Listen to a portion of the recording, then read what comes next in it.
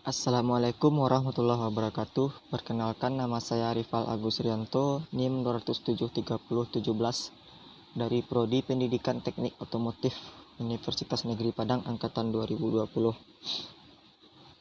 Pada kali ini saya akan menjawab soal UTS dari mata kuliah Kemudi Rem dan Suspensi. Berikut soal yang akan saya jawab.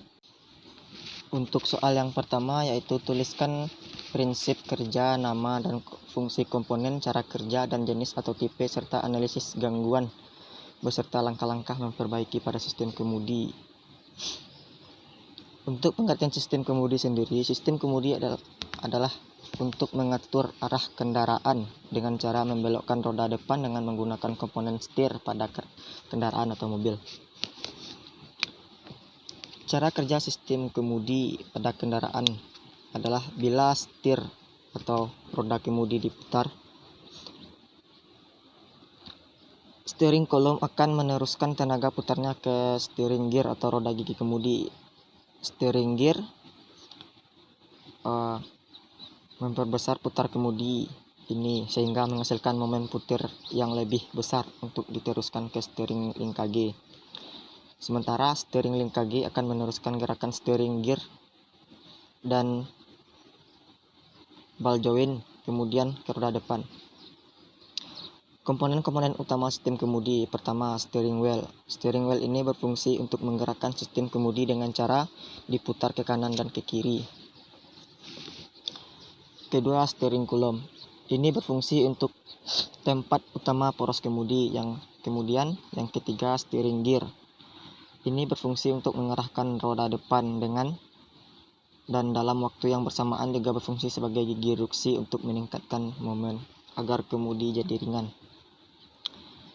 Yang keempat, steering link KG. Ini berfungsi untuk meneruskan gerakan dari steering gear ke roda depan. Yang keempat, ball joint. Fungsi ball joint untuk menggerakkan knuckle roda ball joint pada mobil terdepat atau terletak tergantung dengan suspensi yang dimilikinya. Tipe-tipe sistem kemudi. Pada sistem kemudi ada dua. Yang pertama, sistem kemudi secara manual. Pada sistem kemudi manual itu sangat jarang digunakan pada saat sekarang ini karena pada saat memutar setir itu membutuhkan tenaga yang cukup besar untuk membelokkan kendaraan. Yang kedua, sistem kemudi power steering. Untuk prinsip kerja power steering ini sangat membantu para supir karena putaran kemudi lumayan ringan. Di sini pengemudi akan membelokkan kemudi, lalu di kemudi akan ada mekanisme steering. Sistem kemudi sampai ke rak. Pada rak terdapat lagi mekanisme power assist yang akan memberikan tenaga lebih pada rackster saat bergerak sehingga kemudian akan terasa lebih ringan saat dikemudikan. Jadi pada sistem kemudi power steering ini sangat membantu para pengemudi untuk memutar kendaraan atau membelokkan kendaraan karena sistem kemudinya sangat ringan atau mudah digerakkan. Gangguan-gangguan pada sistem kemudi yang pertama itu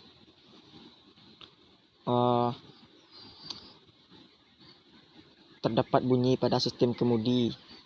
Biasanya itu penyebabnya. Selanjutnya, gangguan pada sistem kemudi dan langkah memperbaikinya. Pertama, bunyi pada kemudi itu penyebabnya adalah bearing main shaft aus, bisa jadi bearing wear shaft aus, tali kipas kendor, gear cacat, fan pump. Itu semuanya bisa diganti cara mengatasinya.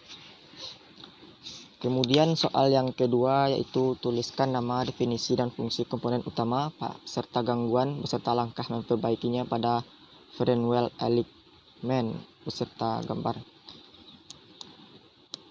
Front wheel alignment atau FWA adalah sudut-sudut kemiringan roda yang dibentuk oleh garis sumbu vertikal kendaraan dipandang dari depan, samping, dan atas.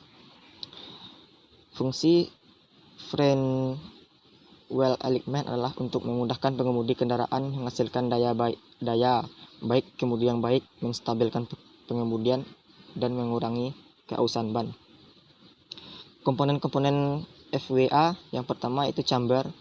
Chamber adalah kemiringan roda bagian atas ke arah dalam atau luar terhadap garis sumbu vertikal. Yang kedua, caster adalah kemiringan steering axis bagian atas ke arah depan atau belakang terhadap garis sumbu vertikal bila dipandang dari samping kendaraan.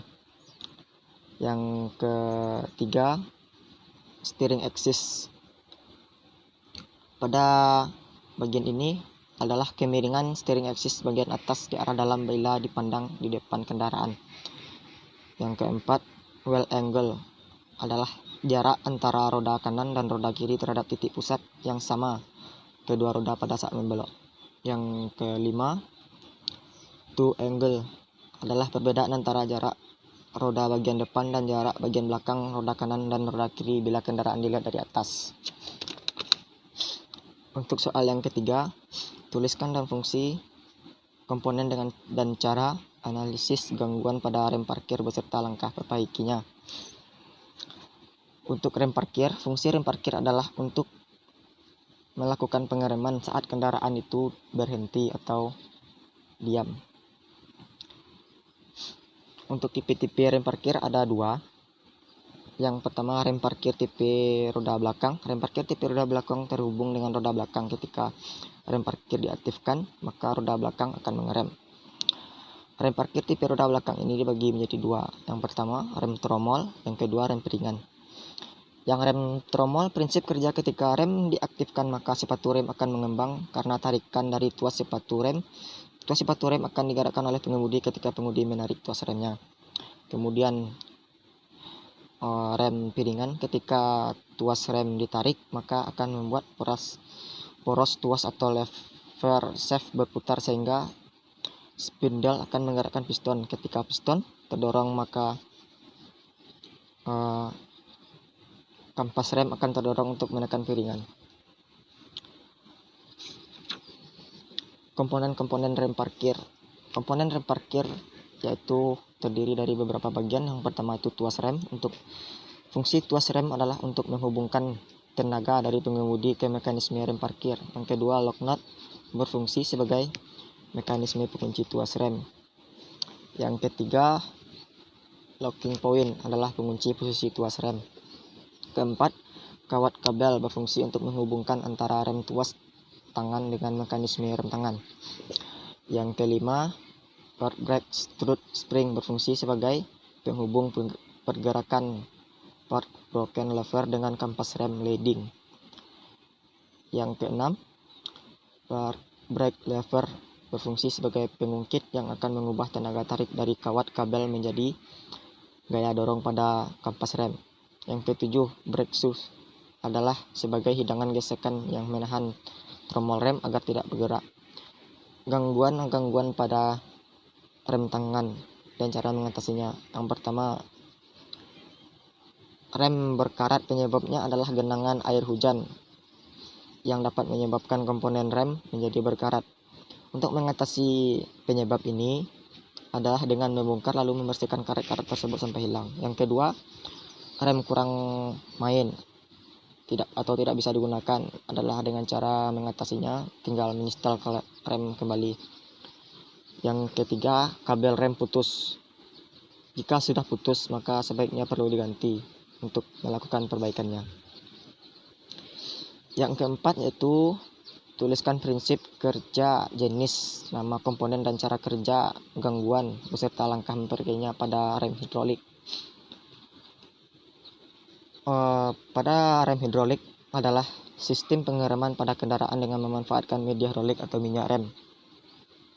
Komponen-komponen rem hidrolik adalah yang pertama, pedal rem berfungsi untuk menekan master silinder. Yang kedua, booster rem untuk meningkatkan silinder utama sebelum mencapai silinder roda.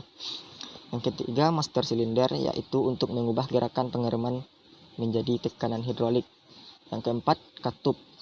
Katup ini digunakan untuk mendapatkan gaya pengereman yang sesuai untuk membedakan jarak pengereman roda depan dengan roda belakang. Yang kelima, selang fleksibel digunakan untuk mendistribusikan pipa rem dan roda rem pada saat mengkompensasi. Yang keenam, rem angin untuk mengerem roda belakang melalui batang penghubung. Yang ketujuh, rem cakram dengan menggunakan piringan.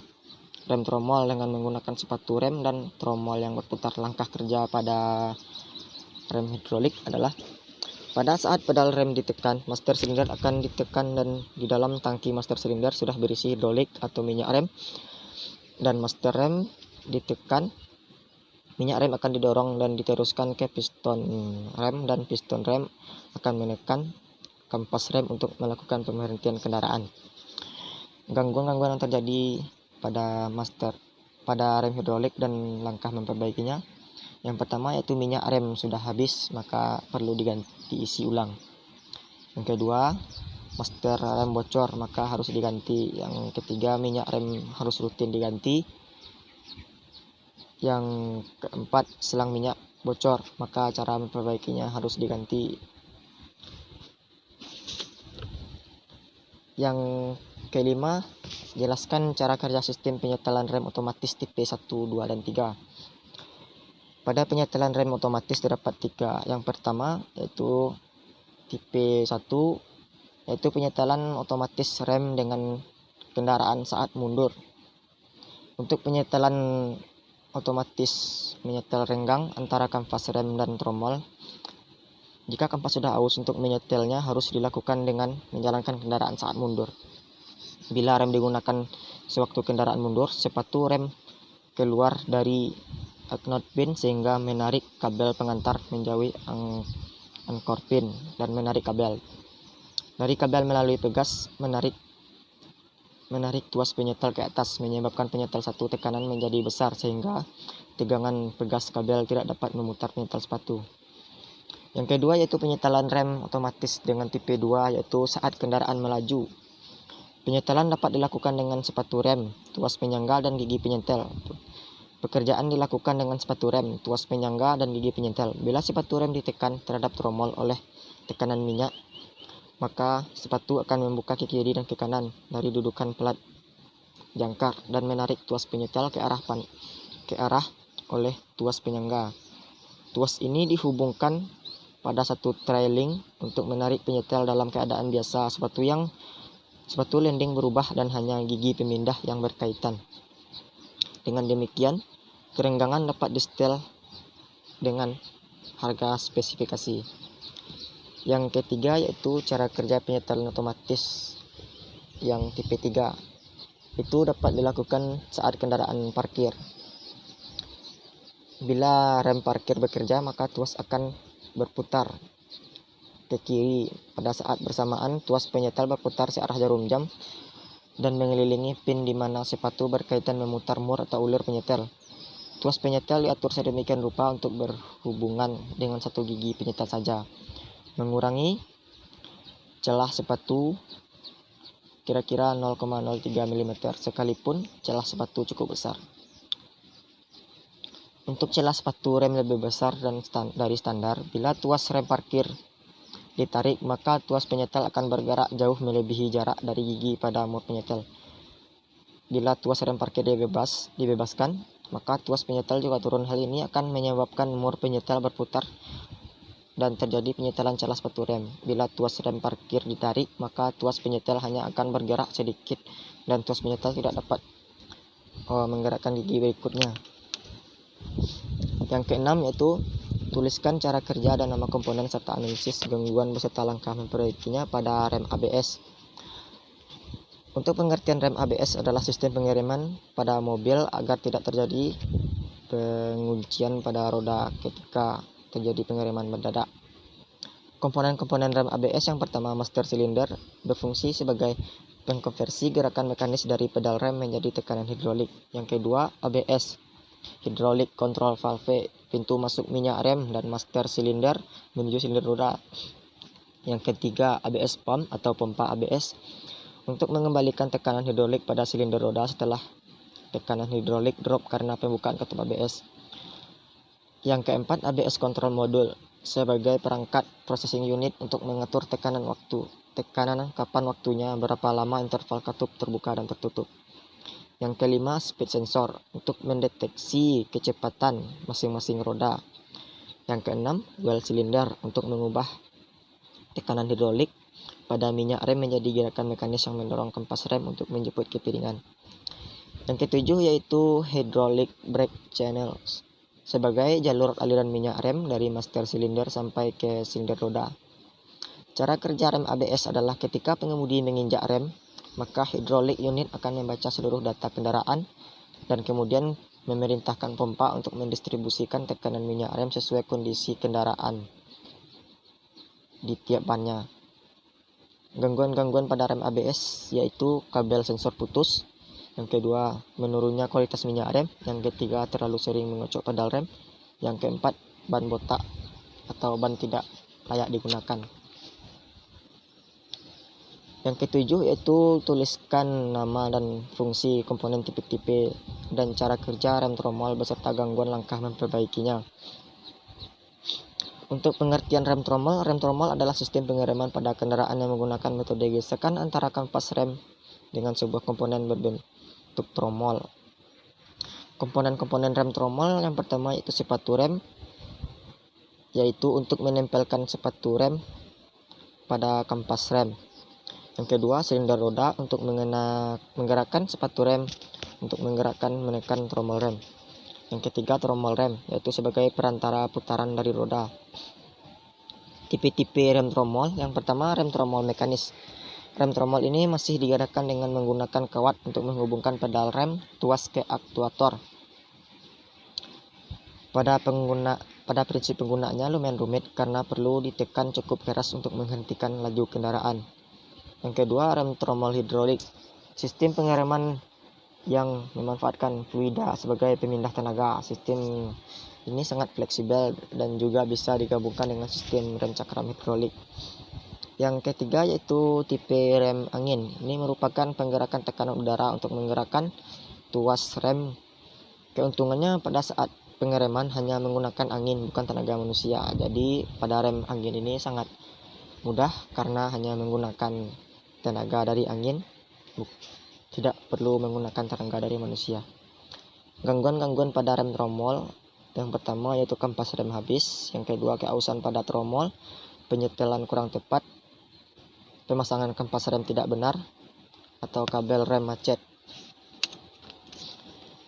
Cara kerja rem tromol yaitu ketika pedal rem ditekan, kawat yang menghubungkan pedal dengan tromol rem akan menarik tuas untuk kedudukan sepatu rem yang akan membuat sepatu rem mengembang dan menimbulkan gesekan pada kampas rem, dan pada saat tromol tersebut bergesekan maka akan menyebabkan kendaraan berhenti.